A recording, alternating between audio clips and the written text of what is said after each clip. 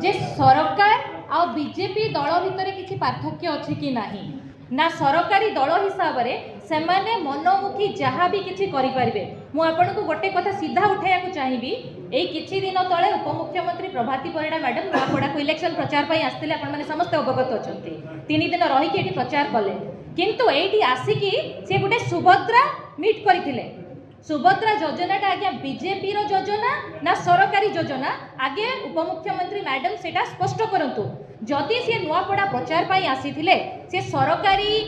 उपमुख्यमंत्री हिसाब रे आसीथिले कि ना बीजेपी रो नेत्री हिसाब रे आसीथिले आम जानिबा भितरे इलेक्शन कोड ऑफ कंडक्ट रो वायलेशन से करिसंती कारण से बीजेपी नेत्री हिसाब रे जदि आसीथिले से को हक रे को राइट रे से एठी सुभद्रा योजना ऊपर मीट करि पारिले सबु बेले सरकारी कलर अपव्यवहार विशेषकर निर्वाचन समय केमिति करि पारुछंती